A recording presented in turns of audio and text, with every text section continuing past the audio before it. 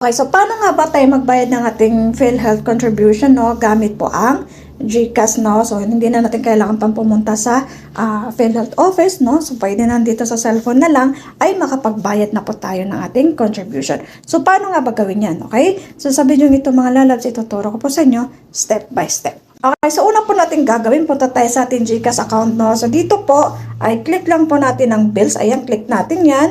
So, ayan. So, dito po ay hanapin nyo lang po yung PhilHealth. Ngayon, kung hindi nyo agad makita, type nyo lang po agad dito sa my search billers, no? PhilHealth, para lalabas na po agad. Ayan. So, dito meron po tatlong pagpipilian. Merong PhilHealth Employer, merong PhilHealth for OFW, meron din namang PhilHealth for Voluntary and Self-Earning. So, dito po tayo sa may voluntary, no? Click natin yan. Ayan. So, dito po, meron po, dito type natin yung kung magkano yung babayaran natin. Halimbawa, 500. Halimbawa lang ha.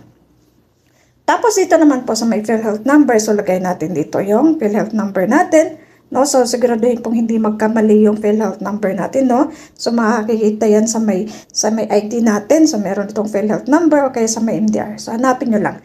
Tapos, dito naman sa pay your name. So, lagay natin dito. Halimbawa ay Annalisa Santos. Ganyan. Ayan.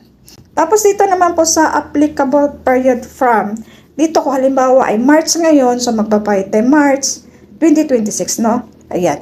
Tapos depende po yan kung ilang buwan nyo a-apply, babayaran. Kung halimbawa ay isang buwan lang, so March lang din, 2026, no?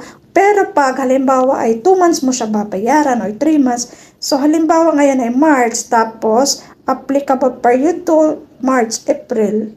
So, April siya. So, April 2026. Ayan. No, kung 2 buwan. Okay? Tapos, halimbawa ay 3 din. Bilang lang po kayo ng ilang buwan, no? Tapos, dito ay, halimbawa ay 1 buwan lang. 2026. Tapos, dito sa email address, optional lang. Okay? Tapos, mag-next na tayo. Meron pa lang service fee na 8 pesos. So, mura lang. Okay? So, dito, confirm na natin yan. So, siguraduhin po natin yung PhilHealth number ay tama. Okay?